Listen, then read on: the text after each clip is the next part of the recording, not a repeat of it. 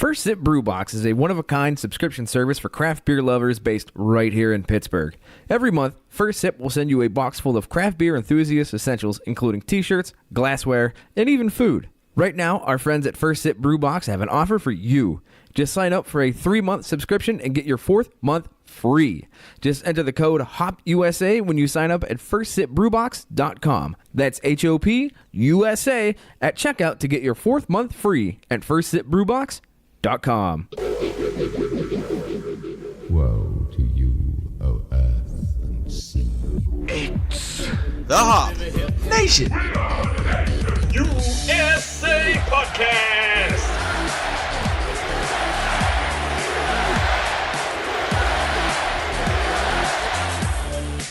It's the Hop Nation USA Podcast, starring Steve and Adam. Yes, it is. And Andy Samberg, and Sandy Amberg, and Bandy Bamberg. What about tonight's musical guest? Miley Cyrus! Did you ever see that Whitest Kids You Know? Yes. Yeah. Andy Samberg! Bandy Amberg! Yes, it is episode 95? Yes. Easy peasy lemon squeezy. Mm-hmm. We've been doing this a while. I know. You figure eventually we'd figure out how to do it well. You think we'd eventually settle on an intro? No. No. You get the music. Hey, you know what? That's a good intro. Yeah, you get the music. You know the music comes on. You go, oh, okay. You get that Pavlovian response, like, That's right. Idiocy on microphone. Here come the dum-dums. What's up next? So, yeah, it's just Adam and I this week. Yeah, nobody wanted to join us. No. Jerks. Jag-offs. Bunch of jagaloons. Mm-hmm. That's all right. It's fine. That just means ain't nobody slowing us down. And more beer for us. Also true. Yes. Speaking of, what kind of beer are we drinking tonight? So, the theme of this week's episode, Miley Cyrus! Now, this week we're doing a style. And it's kind of surprising that we haven't done this style yet. Yes, we've had this style on the show before, but we've never dedicated an episode to it. So I actually had to look. We haven't had one of these styles even, I don't think, since episode 11. And that was that the Dew Claw? Yes. Okay. Yes, we had the Dew Claw Devil's Milk. Yes. And that was a barley wine. Yes. So a bit of a gap. Yeah, a bit of a gap. So now we're doing an entire episode to barley wine. Which is appropriate, considering the musical guest of Miley Cyrus, because they're going to come in like a wrecking ball. Yeah, absolutely. If you had one other beer to choose outside of stouts during stout month, this is about the best winter warmer style that you can get. Yeah, because it will warm you up. Just a very quick history. We'll get deeper into the history in segment 2. Yes. But a quick history as to what a barley wine is. It's a beer that's called barley wine because it's made with barley but has the alcohol of wine. Oh. Ah. Who was the ad wizard that came up with that one? Well, we'll find out. Okay, then. Yeah. Stay tuned. But with that in mind, we're going to start with our first beer of the evening. And our first beer of the evening actually is coming from a friend. Yes, actually. Across the country. On the West Coast. On the West Coast. We talked episode 11. We were talking, that's when the last time we had a barley wine. Episode 43 is the last time we talked about this.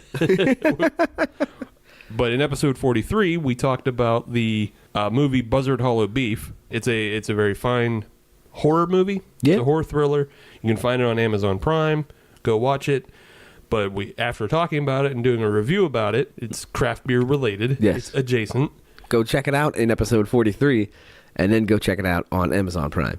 Well, actually, check out the movie first. Check out the movie first on Amazon Prime, and then listen to episode 43, which is the, of course, Richard Petty episode. There you go. We actually got a little bit of criticism from the director because we kind of spoil the turn. Yes. Yeah, we spoiled the turn. But we've also been in contact with the writer, Tara Hall, and she sent us beer that was produced specifically for the film. Yes, this is an exclusive take. Exclusive. And what we're drinking is called simply the Buzzard Hollow.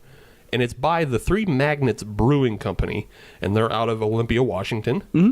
And why Three Magnets is because they actually did some filming within the Three Magnets Brewing Company. It all makes sense. Yes, it all comes together. Yes. Unlike three magnets, which will actually repel each other.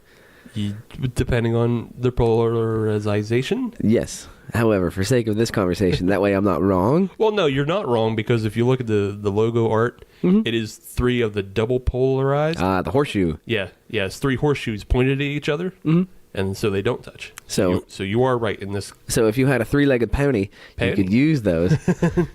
Pony.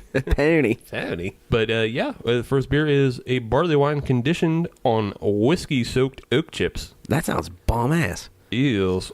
And it comes in with 50 IBUs. That does not sound bomb-ass. Well, However, you have to consider that these are higher in malt profile because the ABV is 11.9. Yeah, so this is going to be just a big beer. A crusher. And I have a hunch all of these beers are just going to be big beers. Yes, they are. Tonight, all night is all big beers. Yes. Get an Uber. Yeah. Get an Uber. While I pour these up, though, I just wanted to go on to say that Terra Hall has started, and they actually completed their Indiegogo funding of their next project, which is called Single Family Home. Okay. It apparently is going to be a bit of a ghost story. Ooh, okay. Yes. You can still contribute to their Indiegogo, though, but they'll begin filming in June. So yes, in this episode, we get to celebrate both independent beer Yes. and independent film. You can tell that this is independent beer because it has the label on it. It does. Yeah. It does. It has the tiny little label. It's a tiny little label, but it means so much. But that's the thing. It's a tiny little label. So, you know who's doing something to rectify that? Who? Dogfish Head. We'll get into it Okay. after we finish tasting this beer. A teaser. Tease. I like it. That's what's coming up in segment 1. The segment that you're in. Anyways, back to this beer, Yeah. the Buzzard Hollow. When you poured it, I noticed that the head, that was the first thing I noticed, was the head, was a very unique color. It was like an off tan. Yeah, it's like an off copper, off tan. Yeah. It kind of speaks to the rest of the profile of the beer because it's dark. Yes. Because it's a very deep red copper. It's not completely translucent, though. This kind of falls into the style. Yes. It's there. Which we will learn about in segment 2. Yes, I do have style guidelines as well. Nice. So full disclosure, I'm going through this episode tonight with a bit of a sickness. So the old sniffer is not running at full capacity. That is correct. I am down with the sickness. However, that doesn't matter with this beer because, oh boy, you can smell it lickety-split. Yeah, there's a lot of fruity booze up front. Yeah, you know exactly what you're getting into as soon as you smell this beer. Yeah, that's on the nose, full of fruity booze. Yes. Again, also falls in line with the style. So Which you'll find out about in segment 2. We're doing good. Only one thing left to do. Time to taste. Well, that's dangerous. It is a dangerous beer, Yeah. and I think that you mean it the same way that I do. Yeah. So it starts like on first taste. It's real. It's kind of soft. Yeah. Like it's nice. It's malty, Inviting. but it has that fruitiness to it. A little bit of fruitiness, a little bit of caramel. After it sits for a second, though, that's when I get the alcohol burn. Yeah. Yeah. So if you like that alcohol burn, grab this beer. Yeah. And I have a feeling like it's been a while since this was produced. We've technically been aging this. Yes. We've even been aging it since we've got it because we're waiting to try to get some other possible barley wines from other places. This has a cellared. Yes. But yes, it does have that sharpness to it that is definitely reminiscent of just a straight up booze. Yeah. And I'm just half wondering if, because we've been holding on to it for so long, if that booziness has been cut. Like it was maybe more boozy when it first was released. This one kind of creeps up on you rather than... I don't know. I kind of like that creep up. Yeah, I don't dislike it. It's just I think it's probably mellowed out, being that we've had it. Yeah. We've had it for so long, and it was also produced before that. Right. So we played ourselves. yeah. What? No. I know. I just wanted to say that. Adam gets to try out slang of the kids. Yes. 23 skidoo. I never got to say we played ourselves. I just wanted to try it out. Felt right. But yeah, I enjoy it. Yeah, I'm going to keep drinking beer. it. Pretty good beer. Pretty good. Pretty good. So let's move on to our favorite first segment, news, note, and neat. Neat. Steve, would you like to start us off with one? I would, because I've got two neats. Fire it off. Let's start with something good. They're little quick hitters. I like them. So we're just talking a little bit how there's a little baby independent beer sticker, Yes. on these cans here. Dogfish Head has decided that they don't like it being little anymore. Oh, okay. They want it big. Okay. So they're taking their 60-minute IPA, probably their biggest selling, their most widely available. Some would even say flagship. Ugh. We're not getting into that conversation. Year-round. It's a year-round beer. And because it's year-round and widely available, they are changing the box art and the holders for sixers and fours and such. Oh. To reflect a big, giant independent beer sticker. Oh. So they're taking the Tommy Hilfiger route. Mm-hmm. Where, in the beginning it was kind of, it was the classic, had the little Right. breast embroidery there. And then around like 1993, they decided, well, you know what we could do? We just put our giant logo on everything. We can put the giant logo. We can stitch the name across. Right, Yeah. exactly. Tommy! Yeah, the Dogfish Head is taking the supportive route Okay. and making it very clear that when you see a 12-pack of 60-minute, Guess what? you know it's independently made beer. Yeah. Sounds like you could just look the wrong direction and still tell. Right. Yeah. Yeah, it's probably about a third of the case now. So yeah, I just thought that was kind of neat. They're really getting behind the Brewers Association's urge to push people to look for independent beer. Well, you kind of need that. You need to have some big players get behind that to be able to promote that. That way it sticks. If the big boys don't stick with it, then it's going to die. Yeah. My other neat Yes. is Hellboy, the comic Yes. slash movie series. Yes, I imagine you're more familiar with the movie series. Yes, the role that Ron Perlman was born to play. Pretty much, yeah. There's no denying that. Yeah, I actually recently rewatched the second one. Okay. Just out of curiosity, just because it's been a while since I've seen it, and it's still really good. Yeah. I'm still really amazed that Guillermo del Toro was able to get so many practical effects jammed in. But yeah, it's the 25th anniversary of the comic this year. Okay. So a brewery out of Oregon, Oregon. Home of the Beavers. sure, And the Ducks. yeah, Sco Ducks. but the brewery is called Gigantic Brewing. Okay. And they're out of Oregon, and they're producing 6 special beers for the Hellboy 25th anniversary. Okay. Each of them is themed towards a character. All right. So Hellboy's getting a pancake stout, Oh, all right. because his character is predisposed to liking junk food, but specifically pancakes as well. So it's quite apropos. Yes. Liz Sherman, you remember who that character was? Ooh, you're stretching my memory a little bit here. She was the love interest played by Selma Blair. Okay. She had the fire powers. Yields. So she's getting a chili stout. Okay. Abe Sapien, the blue fish man, he's getting an indigo blue fruit ale. A what? An indigo blue fruit ale. Oh, fruit ale. Fruit okay. ale, All yeah. right. I don't know exactly what that entails. I feel like if you were just making a blueberry stout or a blueberry fruit ale, you would have said that. Right. It'd have been perfectly fine. Yeah, but they're saying indigo blue fruit. Okay. And then Hellboy's father figure, Professor Broom, is getting a English barley wine. Oh, okay. Yeah, keeping it on theme. Makes for the sense. night. All of the beers are being produced in 666 bottles. Okay. Okay. Yeah, limited amount. Every beer is going to be 6.66%, with the exception of the barley wine, which is 9.99%. You're gonna, yeah. Yeah, just because keeping it closer to what a barley wine actually Right, is. and it's Amish bowling rules. Right. Just half again over. Half again over. But yeah, those are all being released at the Seattle Comic Con in March. Nice. So, can I make a really bad joke? Sure, go ahead. Is it ironic that a brewery, a microbrewery, is called Gigantic Brewing? Just throwing that out there. You know, that might have actually gone into why they named it that way. I really hope so. It's not. I wouldn't put it past somebody to say, we're going to be a microbrewery and call ourselves gigantic. I mean, that's, yeah. Or maybe whoever the owners were just like, we got to impress women. What are we going to tell them? We own a gigantic brewery. Yeah, we own a gigantic brewery. I like to think that was the mindset whenever they named the place. Yeah. And I hope the beers are good. Well, they're at least attempting styles all over the place, so that makes them in line with every other craft brewery. And I noticed that not a single one was an IPA.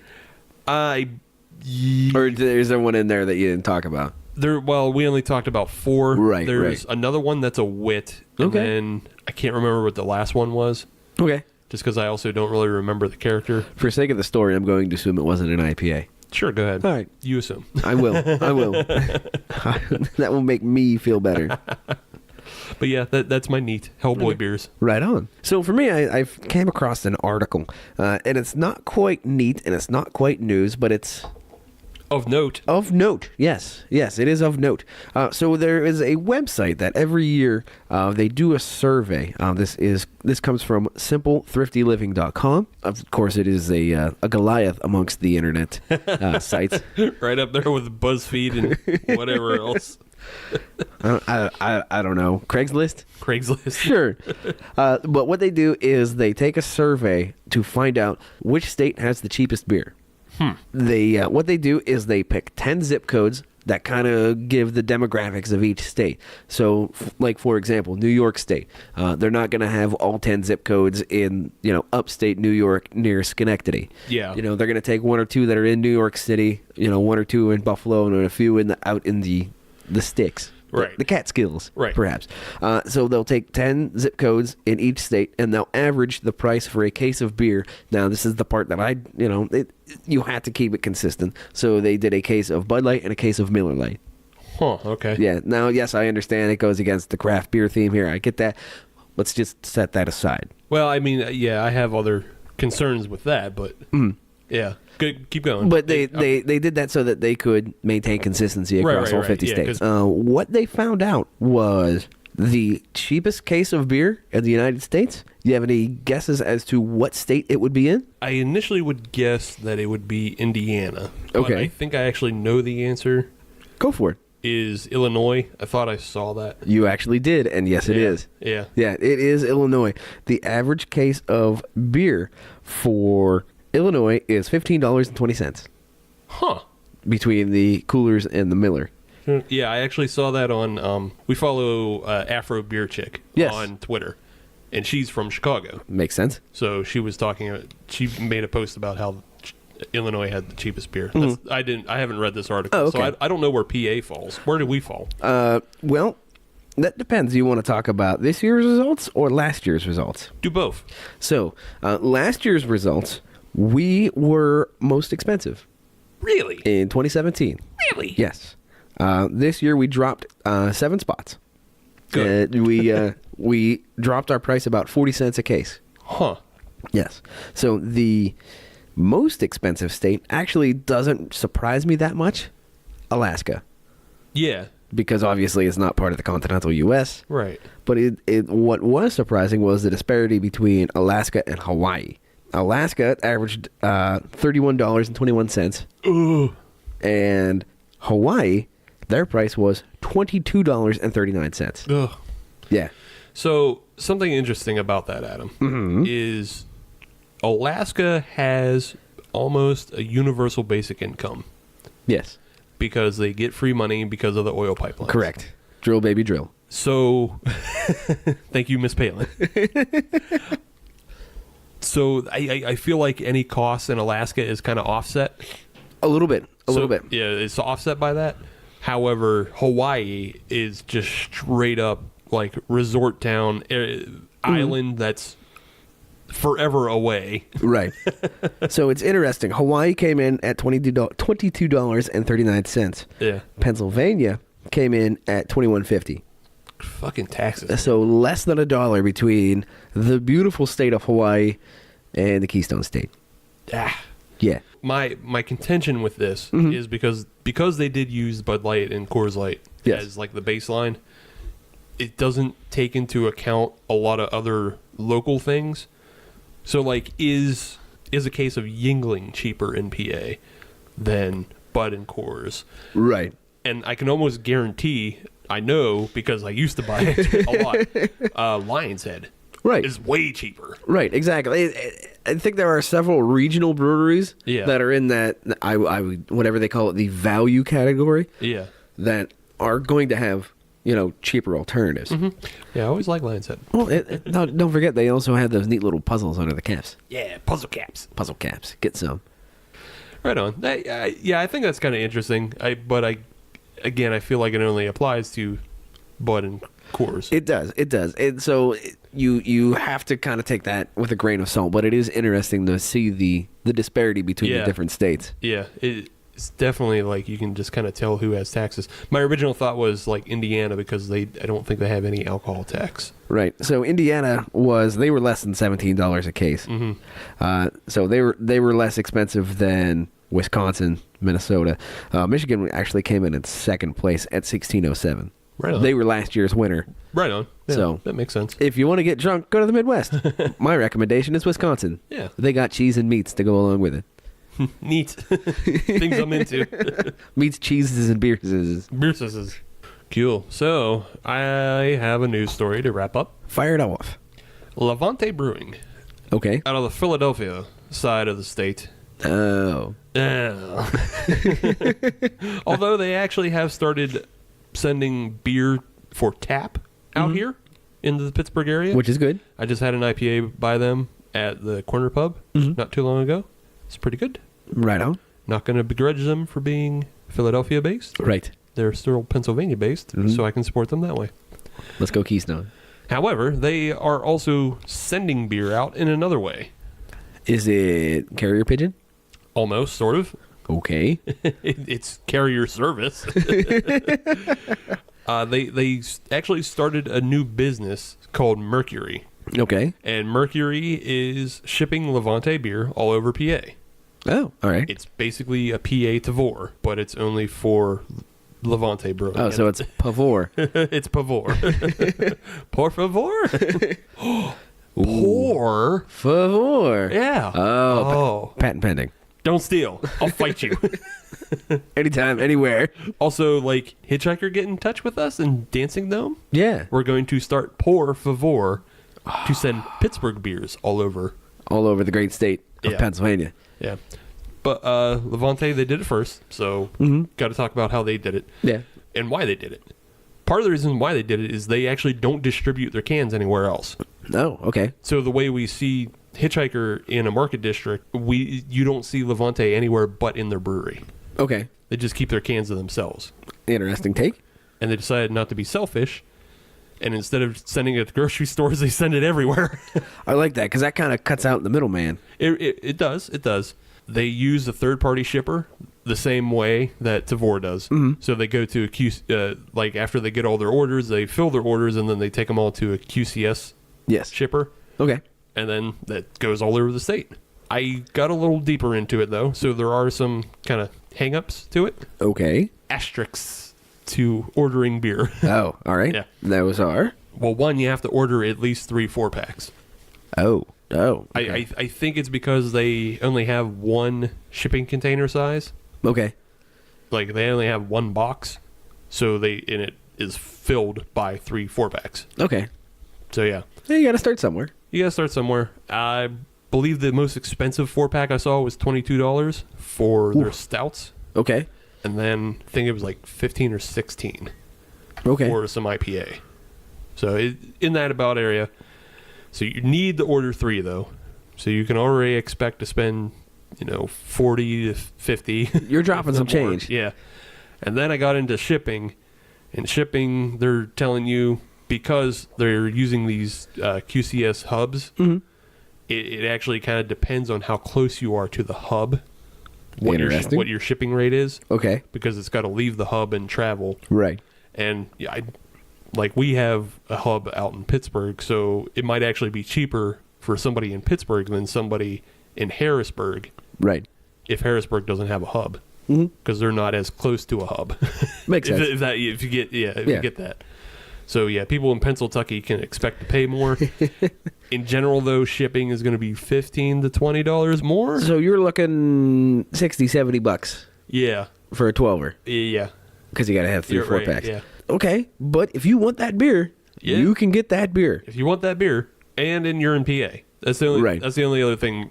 Currently, Mercury only ships within PA. Gotta keep it in the Commonwealth. Yeah, it's PA only. I like it, and I like the way that the bottle's set up. I think it's very possible that other PA-based breweries could get in on this. See, that's something where I think that is where collaborations would come together, not collaboration beers. So, for example, the Pittsburgh Brewers Guild, they could all get together and kind of have their own similar service, so that instead of having just one brewery available to you, you could have 2 or 3 dozen available to you, and you can kind of have a pseudo mix and match 12er. Right. Where you have 2 from Hitchhiker, 2 from Abjuration, 2 from whomever. I don't know. Dancing Gnome. Dancing. They make beer. They make beer. Brew Gentlemen. We'll throw them on the list too. They don't can yet.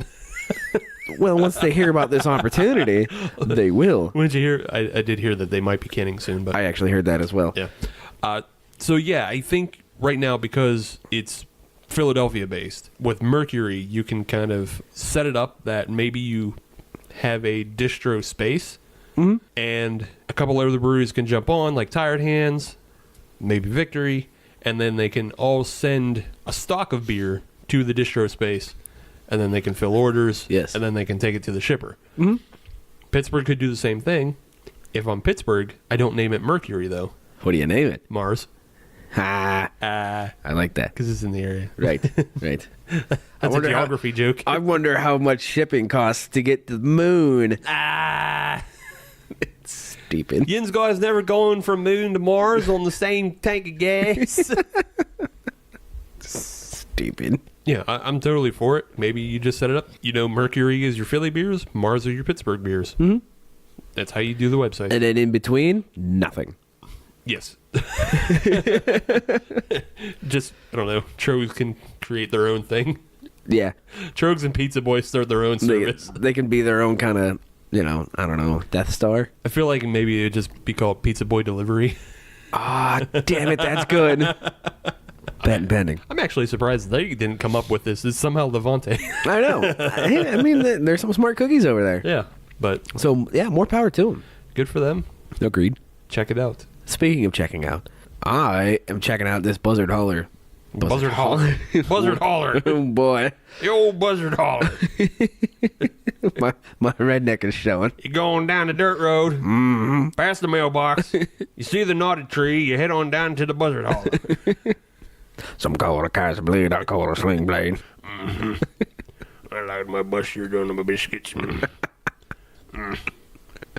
Anyways, The this Buzzard Hollow. French fried potatoes.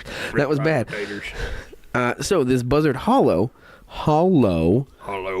by 3 magnets. It's good stuff. Yeah, it's pretty good. I liked it. Yeah. I'm going to continue to like it through the break. Me too. Thanks for sending this to us, Tara. Yeah. And if you're listening, you at home, not necessarily Tara, Or in the car. or in the car, Or at work. right? You can watch Buzzard Hollow Beef, the film, Yes. and then not enjoy this beer because it's very exclusive. We have the only cans in Pittsburgh, but Is that how we end the segment? Just a little nana nana boo boo? yes.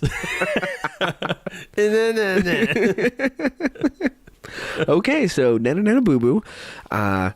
This barley wine's for us. Yeah, and we not got for this. You don't. We'll be back for segment 2.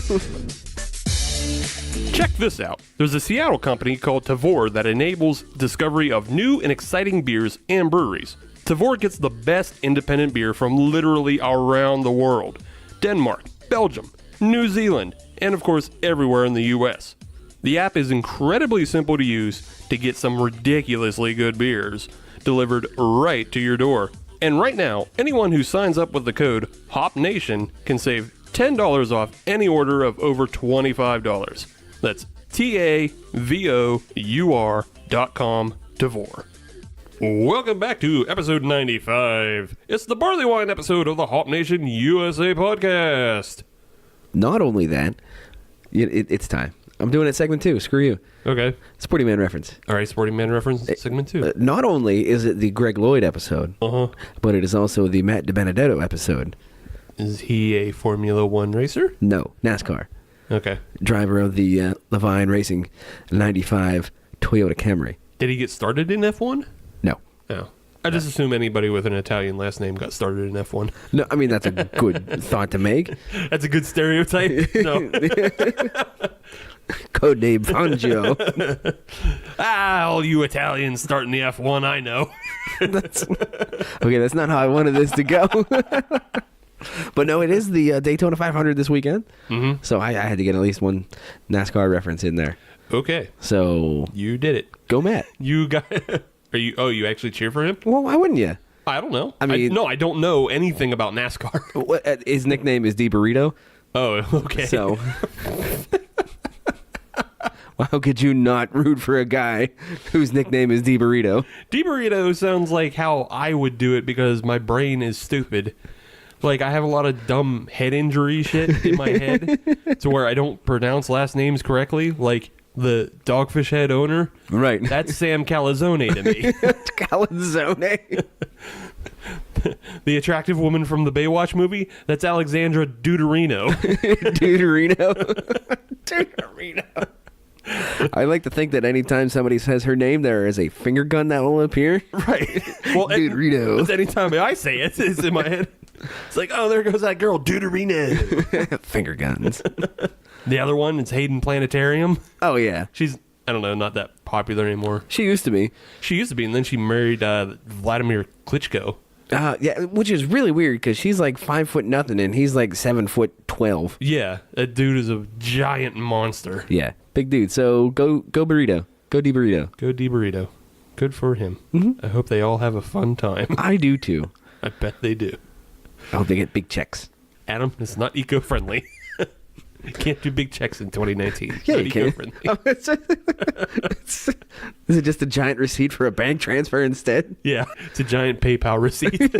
They just put it up on the big giant video board. Right, yeah. Please enter your password. They put your email on the video board.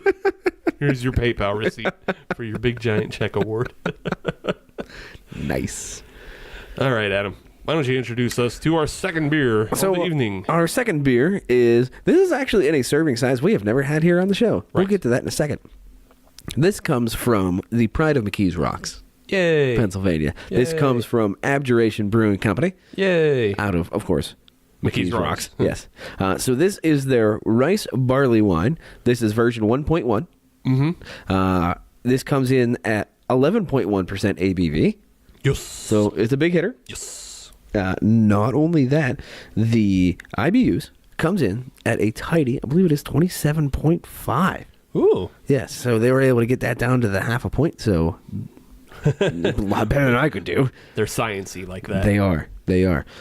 So what it is fermented on a yeast blend of California ale and sake yeast from, of course, the good people of White Labs. So not only that, it is conditioned on a large amount of cherry blossom honey and, of course, candied ginger. Right. Because you got to have that. So it is a very floral beer. And you actually want to know something else that's neat? What? They use jasmine rice. Well, that would make sense as to why they use sake yeast. Yes. That all kind of ties together. You kind of start with the one and head to the other. Yeah. That's how you get the fermentation out of the rice. Yeah, it makes sense. I don't think... I mean, you probably can, but it's probably super ineffective to use beer yeast for rice wine. Mm-hmm. It's probably terribly ineffective because sake yeast is very specific for driving out the sugars from rice. Mm-hmm. But this should be interesting because it's a hybrid of sake. It's essentially a sake barley wine hybrid. Yeah. Yeah. So, yeah. Let's get into this. In this, as I previously mentioned, it is one of the most unique cans that we've ever had. The first one that we had, I know you can't see it, but Pint. it's a pint. It's a pint. However, this guy is 8 ounces. Yes. It's a little guy. So if you are the kind of person that always wanted to know what it was like to be Andre the Giant, yes, grab one of these. It's a little 8-ounce can. It's pretty fantastic. I love to hold the can and makes my handshake big. And Hulk Hogan, he's no good. He's a bad guy. What's wrong with you? I like to do Andre the Giant. I'm gonna give you a beer to shut you up. Give me the beer. So yeah, I mean, we were talking about how barley wines aren't actually wine in any way. Yeah. But in a way, this actually is kind of wine because it's Japanese wine. It's Japanese rice wine. They are going all over the place. They all over the place. It's Abjuration. We love them because they do shit like that. And there's more coming down the pike. Yes.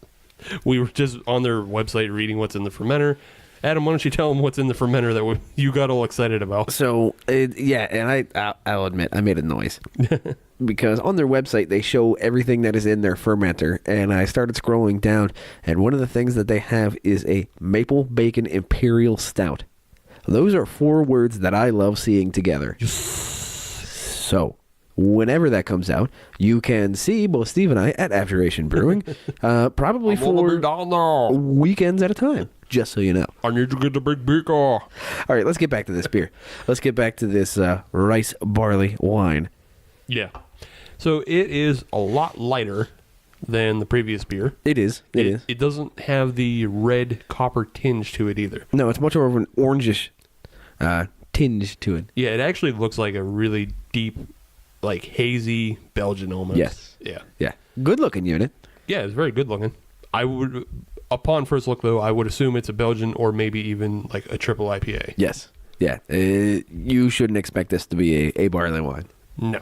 On the nose though, super fresh. It is super fresh, very floral. Yeah. Which makes sense considering what was put into it. Cherry blossom, honey, and ginger. Yeah. Yes. That's huge notes right there. Also, I believe it's brewed with lemon hops. Lemon drop hops. That is correct. It is made with lemon drop hops. Yeah. So one of the interesting things about Abjuration is kind of like Brewdog that we've talked about in the past, who have their own homebrew recipes that you can make.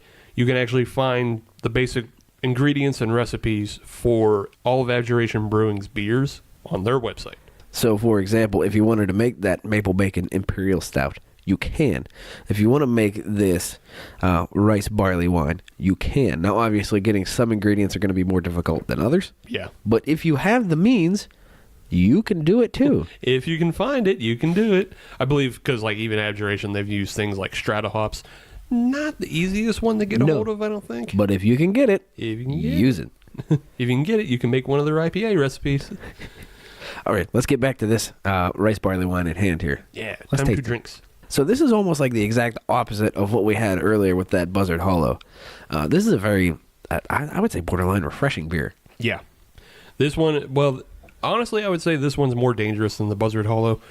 The Buzzard Hollow was pretty much a very classic barley wine. Yeah, it gave you warning signs to not mess around. Right. This one, not so much. No, it's snake in the grass. Yeah, it's a very snake in the grass. It'll come up, it'll bite you. Yeah. It's kind of the reason why I actually bought 4-pack of it. It is one of my more favorite beers from Abjuration. Nah, I'll just be straight up with that. And full disclosure, that's a high praise. Yeah. Have you had this before? Yes. Okay. I couldn't remember if you've had this before or not. I have. I definitely had this before. I just wanted to feature it because it's an awesome barley wine, but it's also an awesome take on something different. Yes. And it's an awesome brewery. Yeah. They have, the beer is very, it's not malt forward, but it has kind of a thick maltiness to it. Mm-hmm. But then it's very refreshing with the honey and the floral notes and the ginger. And it's lighter than regular barley wines. While still having that big ABV. Right. So while we drink on this, though, yes, I think I wanted to get into first. We're going to do some history on barley wine, but I wanted to get in first the actual kind of style guidelines as presented by the Brewers Association. If you're a home brewer and looking to have a beer judged in the barley wine category, okay, and we can kind of compare like how this Abjuration one does and doesn't fit. But basically, right off the bat, what is barley wine? It's just a strong ale. That's it. That's it. Oh, all right. Like, it's a strong ale that doesn't really fit into any other category. Oh. Yeah, and because it was originally brewed using a English yeast, that's what sets it apart from Belgian strong ales. Aha. Because Belgians would have used a Belgian yeast. Makes sense. And then American versions would just use American yeasts. Okay. Like, you don't have to get too crazy with the yeast that you use when you ferment these. I mean, that's why this one, from Abjuration, just used the California ale yeast. Right. Usually, you can just use American ale number 2. Okay. I didn't know that. Yeah. You don't have to get crazy complex with your yeast. Okay. Everything else is just built off the malt profile. Gotcha. And the malt profile is generally kept pretty simple. Okay. Again, with this Abjuration one, if you remove the rice, all you have is pills. Right. It's just a shitload of pills. Right. We'll get more into it in a minute as to why it's a lot of simple mash and simple yeast profile. But if we look at the brewer's style guideline, color, you're just looking for generally an amber to a deep red. Which we've covered. Yeah, like we saw with the Buzzard Hollow. It differentiates a little bit between British and American styles when you look at hop profiles. So generally, British barley wine is lower in hop, Okay. like a low to medium hop, Okay.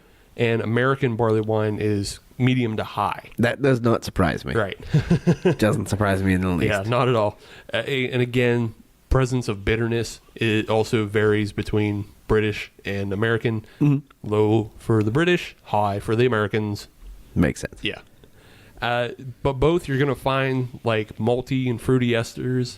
It's going to have kind of like that alcoholness to it. Like it's going to be boozy. Right. Right. And that's typically what you expect whenever you have a barley wine. It's going to be boozy. It's going to be a big beer. It's going to have that kind of that warning to it that you don't mess around with these beers. Right. And that's also reflected in the ABV because they generally range like 8.5 to 12%. They're strong ales. Right. But they're not stouts because they're not dark. Right. These are, generally the SRM will never be higher than 20 on these. Lower half. Yeah, lower half. Still can see through them, still can put some light through them. Right. But yeah, that they're just simply strong ales. They're using malt profiles that you would find in lesser beers like ESBs and stuff, but they're just ramped up to 100. Okay. Goes all the way to 11%.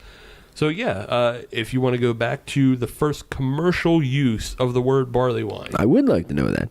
it was actually used by the Bass Brewing Company. Really? Yeah, When? 1903. Really? Yeah, 1903 was a big year. right. Barley wine and the Wright brothers. There you go. I don't know which was more important. Flight. All right. Yeah. Yeah. Yeah. That's fair. Because otherwise, it would just be called, here's some little beers on a board. Right. Thank you, Orville. Thanks, Orville. But yeah, that was the first year it was commercially used. Although barley wine had been a term that's been around for a long time, like possibly even dating back to ancient Greece, if they translated correctly. Okay. But that's the thing, is because these beers are so similar to other styles that have been around for longer, like the Belgian strong ales, like the Scottish wee heavies, like things like that. It just kind of all gets mixed together. They're also synonymous with being old styles or just old ales. Yeah. Yeah, they're just kind of known that way. So it's almost like barley wine is almost like a rebranding. In a way, yeah. Not necessarily just a rebranding, but like an official branding. Yeah. Yeah. Yeah. Like we should call it something. Yeah, we got to call it something. Barley wine it is. Yeah, this is how we sell it. Yeah. We call it barley wine. And part of the barley wine name also goes with the fact that a lot of the time these beers are aged in casks. We've already seen how the Buzzard Hollow was aged on wood chips. Yep. Just to kind of mimic that. Quite often they're aged in wooden casks like a wine. They have a vintage year and they're released seasonally for special occasions. Yes. So would you like to know how barley wines kind of were traditionally made back in the early 1900s? I mean, I'm already here. Yeah, you're already here. So yeah. You're already drinking a beer. I got your ear for a second. So traditionally these beers were brewed parti-gyle style. Parti-gyle? Parti-gyle style. So, wait, like Street Fighter? Not like Street Fighter, Okay, all right. unfortunately. No, it's not guile with a feather boa and, Okay, all right. and blinking sunglasses. Just asking questions. Yeah, no, this is actually spelled Parti-gyled. Parti-gyled. Oh, parti-gyled. Okay, I well, didn't. well, there's parti-gyle style, Gotcha. but if you do a recipe, you parti-gyled It has been parti-gyled. Yeah. Oh, all right. So parti-gyle is a specific way of brewing that allows brewers to make multiple beers out of the same mash. Okay, all right. So quickest way I can kind of relate this is you've made cups of coffee, right? Oh, yes. That first brew is the strongest. Mm-hmm. And then if you leave the same grounds in for a bit, Yeah. eventually like your fourth cup or so, it's pretty watery, it's diluted. Yeah. So that's how these were brewed. I did not know that. The first running is you get your strongest wort. Mm-hmm.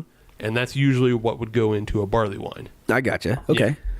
Yeah. Then your second running and third runnings, they could be their own separate beers, or a lot of the time these brewers would take and blend them together Oh, all right. to reach certain gravities. Right. So like you have the math isn't perfect on this, but say your first mash run, you would get what would essentially become an 8% beer if you just let it ferment. Your second run, your wort would become a 4% beer if you let it run.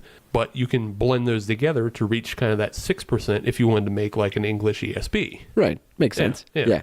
So there's a lot of math and farting around. That we're not going to get into. Well, yeah, we're not going to get into it because I don't know the math perfectly, but that's just the general theory behind parti-gyle style. Right. Not only that, I don't believe the listeners can look at the whiteboard that we would have to set up.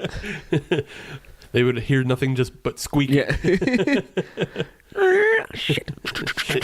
So yeah, and then once you get those different varied worts, you can treat them differently as well, which is how a lot of people did. So you get your barley wine wort on the first run, Okay. and then you put that in a cask and age it. Let it ride. Then you do your blend of your first run and your second run, and then you dry hop that. You get your ESB. You get your session ale out of your just a plain second run. Makes sense. You get all kinds of different beers out of that. It's a very economical approach. Yeah, and that's how it was approached back in Britain in the early 1900s. Parti-gyle. Parti-gyle. In fact, the Bass barley wine was called number 1 because it was made from the first run of that mash. Oh, that makes sense. Okay. Yeah. And the first American barley wine was brewed in 1975. Really? It took that long. Yeah. That's kind of surprising. Oh, yeah. What was it? Anchor Brewing? It was. Was it really? Yeah. Shit, yeah. You did it. you did it. I did do it. Yeah. It was called the Old Foghorn. That's a good name for it. The reason why it was called old is, again, a lot of the time these barley wines, they're paying tribute to the fact that they're known as old ales. Right. Yeah. Right. Yeah. Makes so sense. they called theirs Old Foghorn because of that. Anchor Brewing at the time was brewing parti-gyle style. Okay. So the Old Foghorn was part of their first run of other parti-gyle beers Gotcha. within the same mash. Yeah. Huh. The other interesting thing, and this actually speaks to the way we're drinking the Abjuration rice wine, barley wine. I just like saying it that way. Rice wine, barley wine. Rice wine, barley wine. As they originally served it in 8-ounce bottles. Aha. Okay. And they called them nips.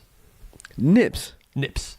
N-I-P-S. Nips. Okay. Yeah. Just because you're taking a little nip Okay. of a strong beer because the Anchor Brewing Old Foghorn was 10% ABV. So it's similar to the old Rolling Rock pony bottles. Yeah. Okay. Yeah, in a way, except for the beer inside is actually strong. Obviously quite different, right? Very strong. Right. They were not from the old glass line tanks of old Latrobe. Right. You got to remember, Adam, this is 1975.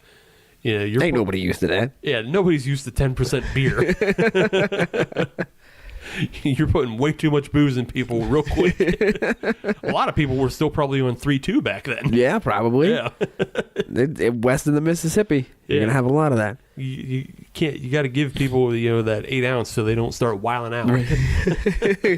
Go out and fight in a seal out on the piers. Went down to the harbor, started punching seals, yo.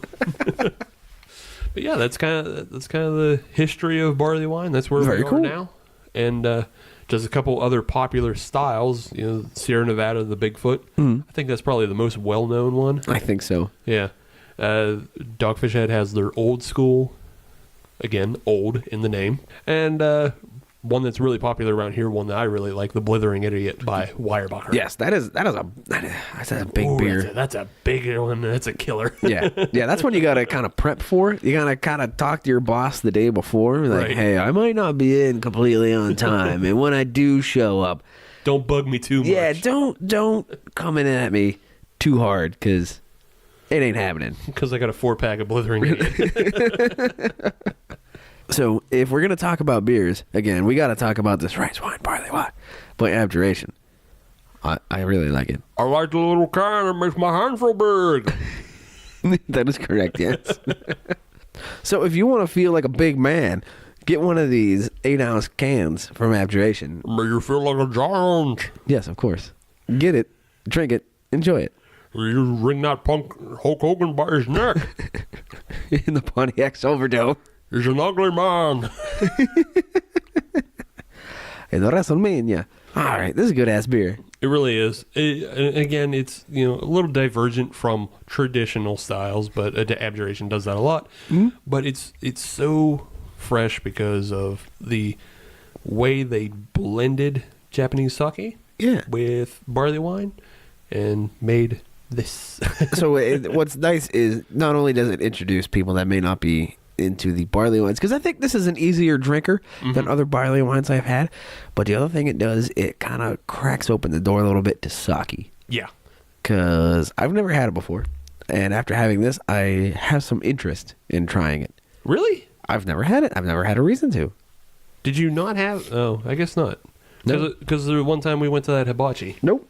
And I drink sake. You did. I did not. I did. I thought you did, but yeah. Nope, not yet. That was just me getting wowed out on it. That's fine. You do you. Moving on. Segment 3. Coming up. With a third barley wine. And even more from whatever we're doing. We'll figure it out during the break. Yes. Goodbye. I'm Megan. I'm RJ. And we host Oh No Lit Class, a comedy literature podcast that tells you all the strange and sexy facts you never knew about the books you had to read in school. Every episode is a fun, foul-mouthed spark notes for your ears, filled with author bios, plot summaries, bad impressions, and Megan singing. It's mostly you that sings. No, I sing well, she sings poorly. That's not true. So come listen to us ruin classic literature one book at a time at ohnolitclass.com or wherever you get your podcasts. Oh No Lit Class. We're for kids. No, we're not.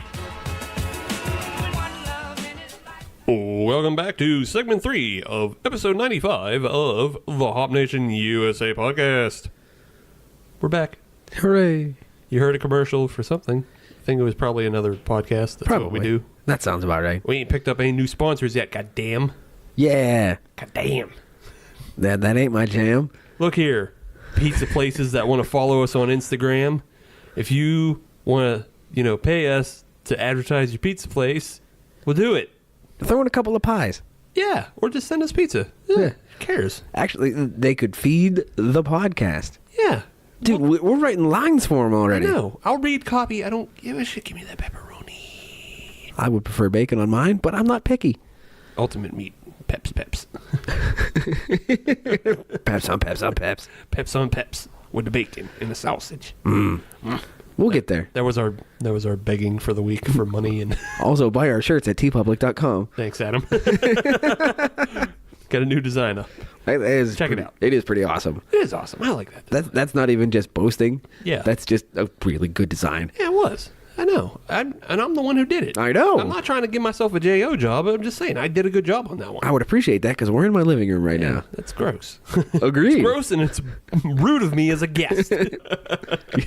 Let's move on. Moving along to the third beer of the evening, which is also another barley wine. Which makes sense because this is the barley wine episode. Great. We've done it. 3 for 3. 3 for 3. We didn't screw this one up. But the third beer is the Solstice to Ivor. Solstice. I had to make the joke. No, it's fine. Dio rules. You did the right thing. It's true. Dio does rule, even if he's 5'3". Yeah. Dio fits in your pocket, and that was before iPods. Dio pockets. Dio pockets. Dio pockets. The Solstice d'Hiver is coming from the brasserie Dieu de Ciel. Something tells me they're from Quebec. Ah, you got it. All right. Okay. They actually are. They're from Saint Jerome, Quebec, Canada. Aha, Saint Jerome. Yes. Something tells me they were a fan of the bus. Yes. The brasserie Dieu de Ciel means the good Lord's brewery. Nice. Okay. Yeah. All right. I did the Google Translate. I just thought you knew that off the top of your head. I don't know French. Oh. Baguette, fromage. Baguette, fromage, omelette. That's about it. That's all I got. Peugeot. Ew. Citroen. Bugatti. Bugatti's not French. Bugatti is French. Is it? The original French company. Huh. Bugatti. Yeah. Well, not the original French company. Right. Yeah. But no, they were originally French, and then they got taken over by the Germans. That's why they're good now. Huh. Yeah. So they were never Italian? No, I'm sorry. They were a French company, and they were founded in 1909. Weird. Yeah. Well, sorry. Huh. They just have that bibbity boppity boopity sound to it. Sorry, my dude. And- Red, white, and blue. Yeah, and the French are always wow wow shah shah. Baguette. Bon, bon, bon. Nope. Now we're insulting listeners. Yeah, probably, but Yeah. Okay. Well, you they'll are be fine. Yeah. They'll be fine. Just have a barley wine. For example. Like the Solstice d'Hiver. Nice. So there's nothing on the IBU information, No. but ABV, right in that wheelhouse of 10.2%. Okay. And according to their description, it is a noble winter beer. It's brown in color with flaming red highlights. Flaming red highlights. Yes. Now they have my interest. Yes, its taste is supposedly delicately sweet with a little bit of a hint of burnt caramel. Okay. And it has a little bit of a liquor-like quality to it, so I'm assuming that means it's hot. It's a hot beer. It's a Bernie boy. Yeah. And then it's also brewed with a English-style yeast. So I guess there's that. We already talked about... we talked about how there's English style and there's an American style, but this is brewed by French Canadians, so I don't... So what do you do? What do you do? What we do is we open the bottle and then we find out for ourselves. Okay. All right, well, looking at this beer, they were not liars. No, it isn't. Very good looking beer. Yeah, it's brown and it has those red tinges that he's talking about. They called their shot. They didn't lie. Good job. French Canadians, not liars. Very malty smelling on this one. Yeah, again, they're calling for caramel, Yeah. so I imagine that's what I would smell in the nose. Mhm. They call it for the taste. Yeah, makes sense. Yeah. So let's get this Bernie boy going. Ooh, Yep. so that's the hottest of the beers. Yep. we've had. And it's also the lightest on ABV. I believe you are correct. Yeah, because the Buzzard, the Buzzard Hollow was 11.9. Yeah, the other two were over 11, and this is a little guy. Yeah, a little guy, 10. 10.2. But it's also the most hot. Like it's even it's hot up front. Yeah. Yeah. It gives no quarter. No. Interesting. Yes, but again, they called their shot. Yeah, They yeah. told you what it was going to be. Yeah, they told you it was going to be like sweet liquor, and yeah, it's like sweet. It's like sweet liquor. Yeah. So, whew. Yeah, if you like that kind of thing, this is your beer. This is by no means a chugger. Oh God, no. I don't think any of these are chuggers, nor should they be. Yeah, no. And is it just me, or does it seem like it's kind of dry on the back end too? Well, it's dry on the back end because it just remains hot. Just maybe that's what I'm tasting. Yeah, you're just tasting more liquor burn. Like it's liquor burn up front, it's liquor burn on the back end. There's a little hint of like sweet caramel in between. Mm. This is a sipper. Oh, yes. Yeah. The other two that we had tonight were easily drinkable. Yeah. Like they had that drinkability about them. This one is a sipability about it. Yes. Yes. This goes into that fine cognac category. Yeah. I'm not. Yeah. I think maybe I took too big of a gulp to begin with. Well, considering what the other two were. You're right. I was trained. Like right. that, like the Abjuration barley wine, rice barley wine. Like there's almost no liquor burn to it. There's a little bit. Little tiny baby bit. Yeah. And then the Buzzard Hollow is pretty mellow on the back end. And then there's this one. And then there's this one that's just all liquor burn. And I think I took too much to begin with. I don't think I can give a fair assessment right now. Okay, well, you back off a little bit. Yeah, so we have to come back to the end. Yes. I took too much at once. I went too hard. So what do you say we move into the next segment? Yeah. So this is a new segment called Old Man Yells at Cloud. Yes. So Yes. what this is this is kind of just a sounding off platform of some things that kind of frustrate us when it comes to beer and craft beer and the craft beer community and things like that. And tonight's category is terms and phrases. What are some terms and phrases in the craft beer community that frustrate you, agitate you, get under your skin, that you just don't plain like? You know what really grinds my gears? Yeah, exactly. That sort of stuff. That sort of stuff. So I'll start us off. Go ahead. I'll just say, like, this is appropriate because if you're listening to this episode on Friday, as you should be, you're listening right after Valentine's Day. Yes. We're not doing love on this show. No. This is angry hate. Things that shit we're sick of. I was so excited when you pitched this segment to me. Oh, really? Yes, because I don't often get to be cranky. And a lot of the times I'm cranky, you walk me back. Oh, no. This one, you got free reign. Yeah, this one I get to be cranky because it was your idea to be angry first. You get to follow in my footsteps. Yeah. And then really just push me out of the way. Yeah. And just keep climbing the mountain. We'll see. There's honestly, I don't know how much it agitates me. There is one thing that really bugs me, but we'll get to it. And there's one thing that really bugged me. It's what spawned my suggestion for the show. I'm not going to start with that one. Oh, okay. I'm not going to lead off with that one. You save your big gun, yeah. I am. So the first thing that frustrates me is the term dry hop. Okay. Here's why. Nothing about it is dry. You throw it into liquid. And it has nothing, it is separate and none whatsoever from any other hop additions. You add it into liquid. There's no dryness going on whatsoever. Why do you call it dry hop? Well, because it's dry when it goes in. So was every other hop that you throw in there. I don't know. So why does that get that special place of being quote unquote dry hopped? Because they had to call it something. Yeah, so why don't they call it something right? All right, do you have a suggestion? So how about fermentation hopping? Well, yeah, it is called that as well. Okay, well then whoever's in charge of these terms. Well, now, hold on. Actually, that's not completely true because you could hop after fermentation's completed. That is true. That is true. You could just take pellets and just throw them over the bar at somebody and say, "Oh, it's part of the experience."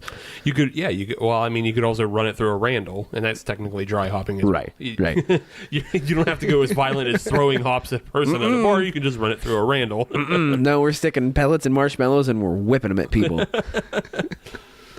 So that term frustrates me. Okay. And I don't like it. And I feel that we should come up with a better name for it. What would be a better name for dry hopping? That's not dry hopping. So obviously there's flame out if you're doing it right afterwards. Right. Well, I mean, you have to find something that encompasses everything post flame out. Right. Post heat.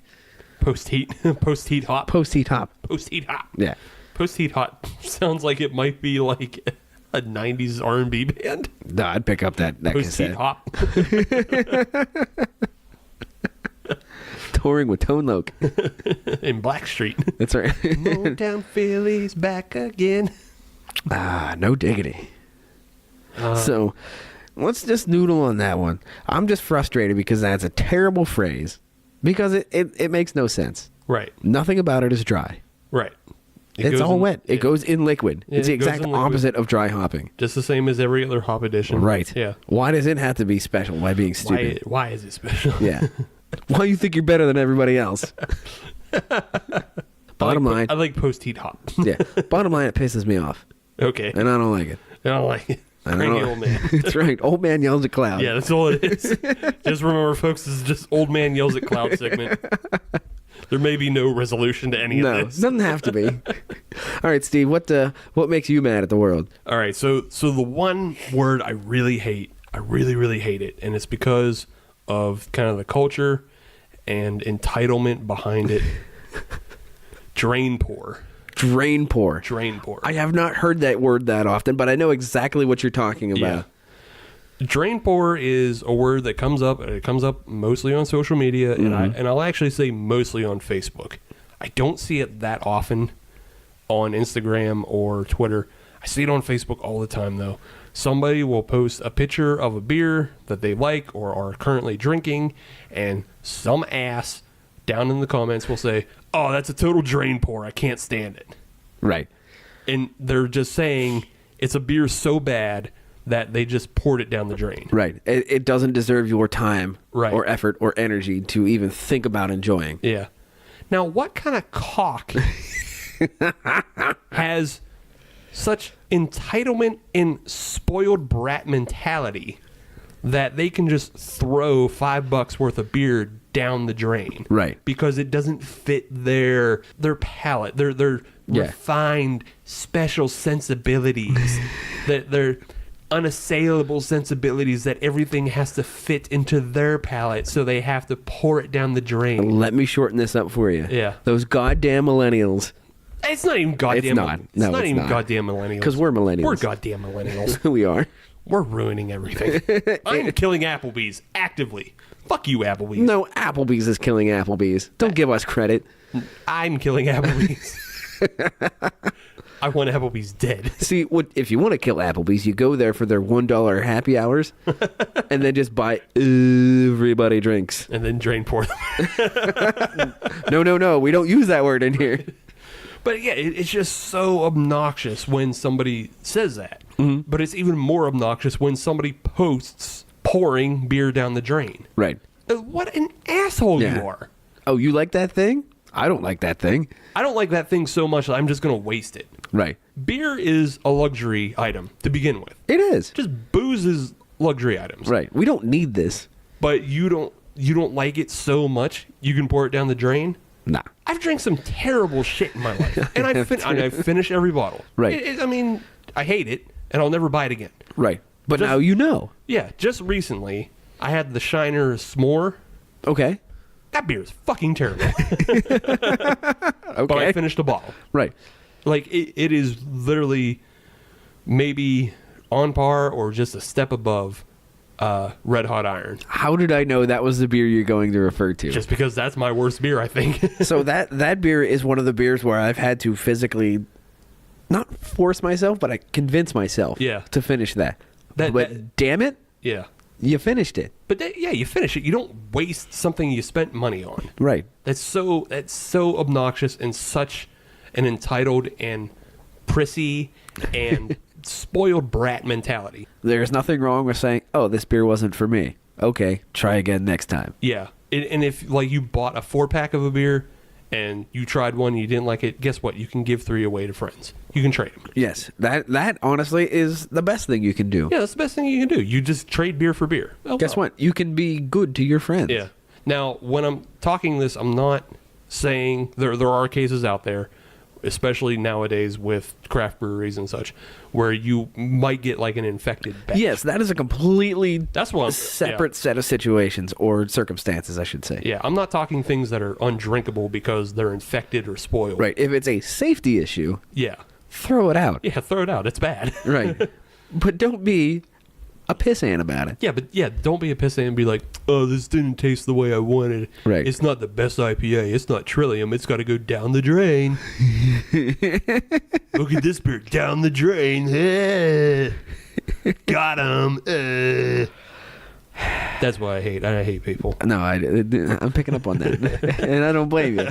I'm a misanthrope. In case nobody's ever listened to the show. I mean, if it took 2.5 segments to figure that out, right? I think, and we're pretty much on the same page. And I think it's just because we kind of came up in blue collar settings that we don't have that mentality of wastefulness. Right. That we will finish like shitty beers. Right. Right. Because you know what is worse than a bad beer? No beer at all. Yeah, exactly. So enjoy what you have. Yeah. Even if it's not that great. If somebody handed me a Coors Light at a party, you know what we're going to do? We're going to drink it. Do you know what I did after I finished that terrible Shiner? What's that? I went and got a Saugatuck. And made good. And then everything was fine. Yeah. Yeah. I did. And guess what? Guess what? I had 2 beers in me instead of 1. And the sun still rose the next day. Yeah, everything was fine. Stop being a baby. Drink your beer. Wow. Adam, what makes you mad? I don't know if I want to go next. Oh, good. So this is coming from a separate angle from what we have talked about previously, where it seems like it's a lot from the community. But the one thing that bugs me is, this is actually on the brewing side of things, is the tendency to take any style of beer whatsoever and then just add a whole bunch of hops to it to be able to cater to the IPA crowd. I hate that. It's a hoppy Hefeweizen, or it's a wit IPA. Why do you do that? That, to me, that is not innovation. That is catering to a crowd that is just willing to throw money at you. I don't like that. I mean, I get why you wouldn't like that. Right. Because you don't like hoppy beers. Correct. But I don't. I'm sorry, I can't get behind you on this. See, I can and I will. Yeah. I'm sure. Hey, I'm sure you number in the dozens. You're damn right. We are small, but we are strong. Yeah. You number in the dozens of those of you opposed to hoppy beers and bastardizing styles. That's exactly what it is. It is bastardizing style to go chase the IPA crowd that is so prevalent in craft beer. And yes, I understand that you have to make money. I understand you're a business and you're trying to innovate. To me, that is not the way to do it. All that is doing is just taking an extra product, just an extra hop, like, that's easy, done. I don't like that, because not only it's an easy out to try to innovate, but it takes room away on the craft beer boards. If you have a tap list that takes room away on the tap list and just adds another hoppy beer onto the list and shoves another beer that isn't hoppy out of the way. So I can agree with you. What your real issue is. Your real issue is the fact that you just don't have the choices that you want. Correct. That's because what your real issue is. All it is it comes down to hoppy versus non-hoppy beers. Yeah. And it's way easier to make a hoppy beer from a non-hoppy beer than the other way around. Right. So that is the way the quote-unquote innovation is going to go. And honestly, it's pretty easy to do that, because all you do is just add additional hops. Now, yes, I understand you have to pinpoint when and how you're going to do that and all this stuff. I get that. I appreciate that. And like I said, I can support you on your stance of you just don't like the fact that hoppy beers take up too many boards. And they do. I can appreciate that.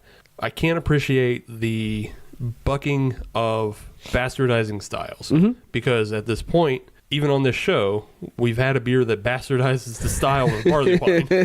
Okay, true. I drink bastardized styles all the time. Yes, and I assume what you're talking about is the Abjuration beer.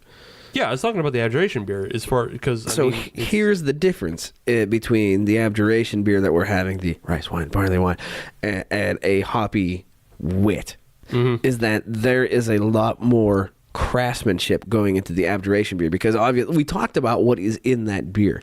We talked about the jabs and rice. We talked about the sake yeast. There are different influences from completely outside the beer world that come in and make this new style. I can't even say new style, but this new twist on a beer.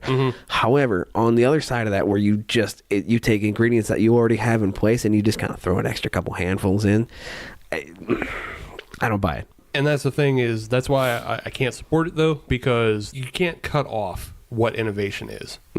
No, I agree with that, but you have to admit that it's pretty easy to do. Maybe it is, maybe it isn't. We don't brew at that level. True. So I think maybe you don't have an exact appreciation for making a style that is also hoppy and drinkable. Perhaps I don't. Yeah, and I think you don't have that appreciation because you don't like hoppy beers at the beginning. And I don't. I think they're bullshit. Yeah, personally, I can think, like, I don't really like Pilsners that much. But if you make a good hoppy Pilsner, or even coffee, like coffee has turned me onto a lot of styles. We've had the black lager coffee from Brew Hub. We had the blonde from Spoonwood. Both of those are really great, but they're both in styles that I don't care for. Fair. And you would obviously argue that coffee is a different adjunct. It's something else. It's something harder to work with than hops, because hops is such a standard part of beer recipes. I mean, it is a standard part. Right.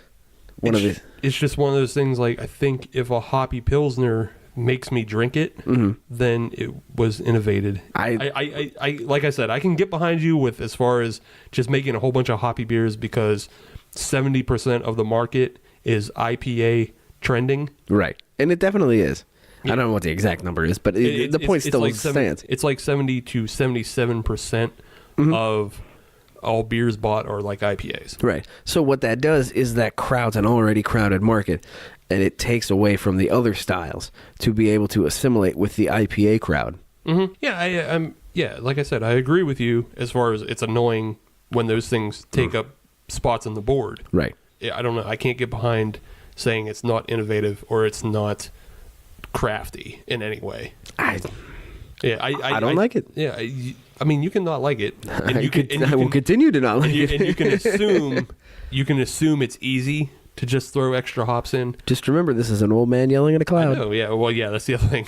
Again, people, it's just old man yelling at a cloud. It's just one of those. I don't know. I think there's a little more to it, but you may be right. So I can guarantee there's at least some beers out there that were just throwing extra hops in. Right.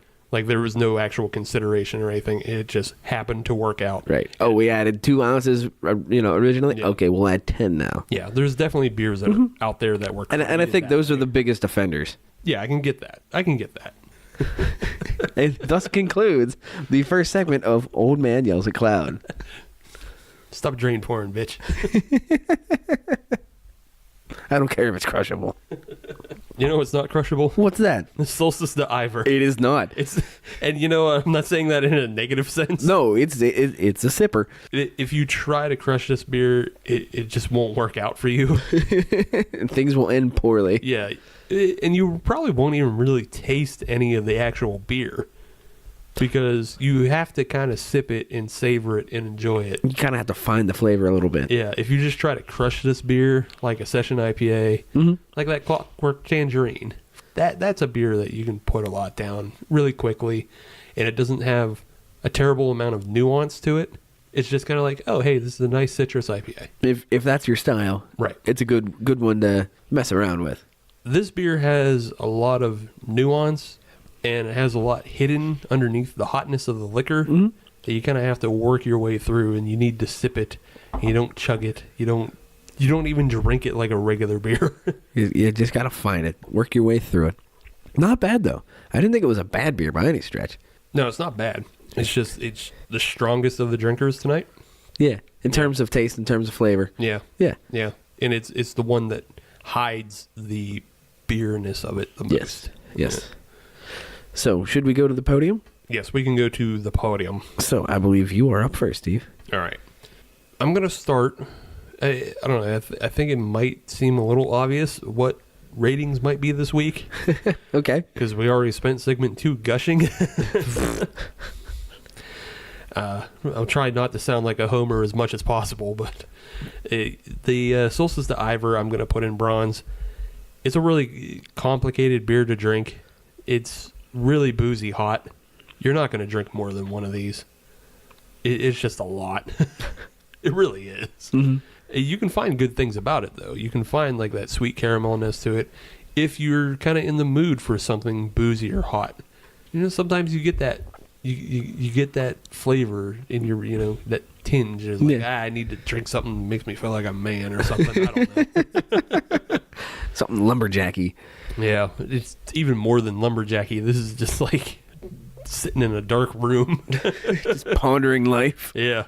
This is I'm going to read Nietzsche beer. But yeah, otherwise, I don't know. It doesn't have too much utility. I can't think of any food that really pairs well with it. So, it's just like drinking for the sake of drinking. This is the wingback chair beer. Yeah. Due to Ciel, it's a pretty decent beer, but, Okay. Yeah. And they even Due to Ciel says, hey, it's a winter beer. Mm-hmm. So that's why I think of dark rooms and reading Nietzsche. It's got dark out at 4. I'm going to go have this beer now. That should get me to bedtime. Plus, you even got to consider it's coming from Quebec, Canada, so I think it gets darker quicker because they're up north. So, yeah, they got to get through those long winter months with this. That makes sense. Silver I'm going to give to the Buzzard Hollow by 3 Magnets. It just seems like a pretty classic barley wine. I mean, it's very drinkable in comparison to the Solstice to Ivor. But if big beers in general aren't your thing, you might not like it. Mm-hmm. But I think it is a good representation of the style. It kind of hit everything that we were talking about in segment 2 about it has the right color, has the right ABV. The hop profile is up at 50 IBUs. Mm-hmm. So you still taste a little bit of that bitterness like you're supposed to. And it also has just those fruity esters that you expect from a big boozy beer. And it has a little bit of a hot back end to it, but it's not unmanageable for most people. Most people. So yeah, I think this is a good representation of barley wine in general. I have to say that because you probably won't get this beer specifically. Right. Yeah. Gold, though, is going to go to the Abjuration rice wine, barley wine. What's not to love about it? It's way more drinkable than any of the other beers that we had tonight because it doesn't have that boozy hotness to it. So that makes it dangerous too. But I think it also makes it accessible to everybody. The twist on the style, the actual innovation to appease Adam Thank you. of combining sake and barley wine is nice and enjoyable, and the flavors really reflect that in the cherries, the ginger. It's not like a tart cherry. It's much more of a soft cherry that you would think of when drinking cherry sake. So yeah, like the sakura blossoms. The Peter Sakura blossoms? No, not sakura. Sakura? Yeah, sakura. Let me say it correctly. Oh, okay. How about that? Sakura. Not Peter Sakura. Just asking questions, that's all. But yeah, those are my rankings Okay. for the Barley Wine episode 95. So for me, I am going to really just say the same things here that Steve said. I am going to put the Solstice to Ivor in the bronze medal position. There's a lot to find in this beer. It's not a bad beer by any stretch of the imagination. All 3 of these beers were pretty good, and they all have their own representations of the style.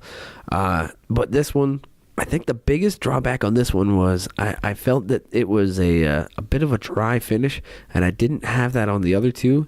So that is honestly the biggest reason it goes in the bronze medal position. Is I'm not a big fan of beers that have a dry finish. Personal preference. So I'm sorry, Canada, but you're going to bronze. My bad. They're not used to that. They are not. No, Usually hockey is a gold. and curling. That too. They're pretty good on the old ice sports. Yeah. Pick So it up in the beer. that's right.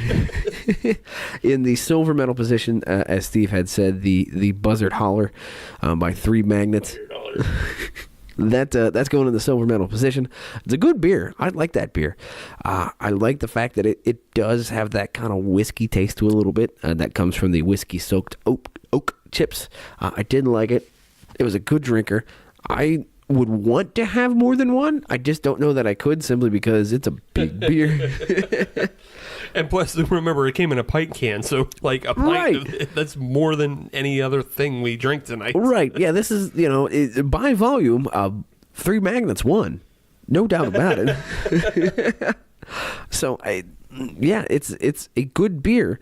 Well executed, good taste, good flavor, and it's the most, unfortunately, for 3 Magnets. And as Steve said, this is not homerism kicking in, but the Abjuration rice wine, barley wine, version 1.1 is going into the gold medal position. I thought it had a really good cherry flavor.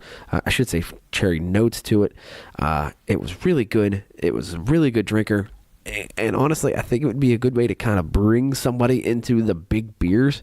If you are with somebody who doesn't necessarily, know about or drink big beers often, I think that'd be a good one to bring them in with. Yeah, you know what? I totally agree with you because, again, this is outside of the world of pastry stout boy town. Right. So if you don't necessarily want to give something to somebody that's like cookie sweet, full of brownie dough batter and and just chocolate chips and Reese's peanut butter cups. Yeah, not everybody has a sweet tooth like I do. Right.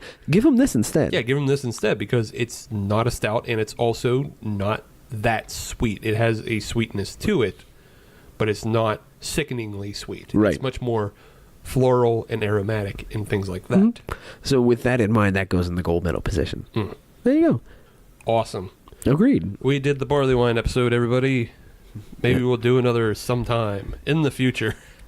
Barley wine 2. This time it's personal. Yeah. If you have suggestions of barley wines that you want us to drink on the show, then all you got to do is contact us on social media and search Hop Nation USA. That'll get you Instagram, Twitter, and Facebook. Or you can email us at hopnationusa@gmail.com. If you want to listen to brand new episodes of the Hop Nation USA podcast, all you have to do is search Hop Nation USA on your favorite podcatcher, like Spotify. I want to push Spotify. I'm good with that. I've been looking at our stats on Spotify. We got to pump those numbers up.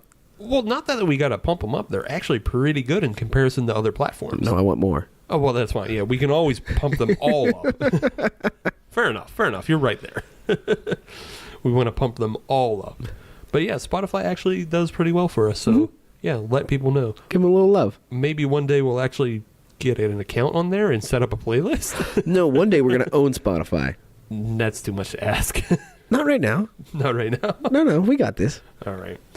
You can also find us on Apple Podcasts, Stitcher, and Podbean, and Google Podcasts. And if you're on Apple Podcasts, leave us a 5-star review because We are a 6-star show, but they only let us use 5. the reason why we push Apple Podcasts is because that's our actual main source of listeners. We get the most listeners from them. They the best. So what I'm hearing is from all the Google Podcast listeners, crush them. Crushing. Spotify listeners, crush them. Crush them. Podbean listeners, do whatever. Ain't gonna push you nowhere, you know. It's where we host the show. Yeah, Yeah. They're good to us. They already got our money. They don't. But yeah, also, hey, just a shout out to somebody in Brazil. Yeah. Thanks. Yeah, I think that's due to First Sip Brew Box because they shipped down to Brazil. That would make sense. But yes, I believe they maybe got some merch from us. Well, not even merch. They just got a business card from us. Right. However, I will point out, if you get a First Sip Brew Box in March, Yes. you might get a sticker from us.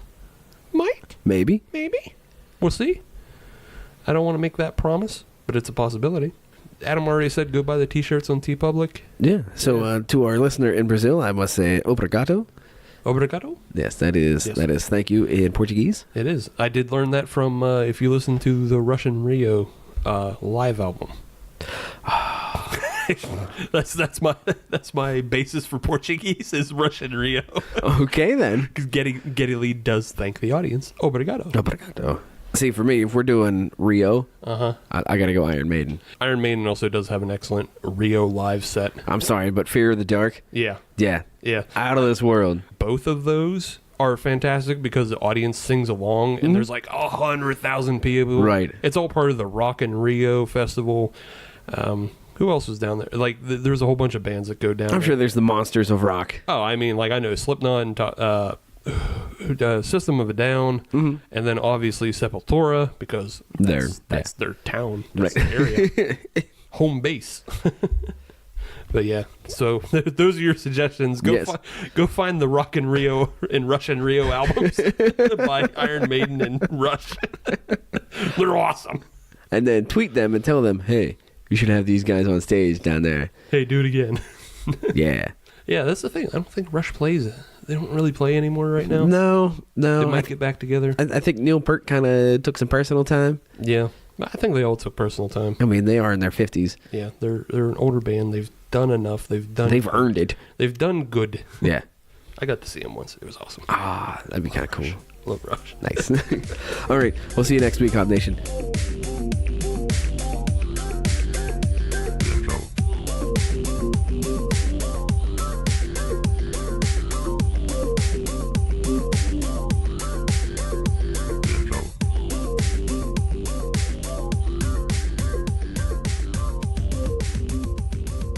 They used to sing about shaking it like a Polaroid picture.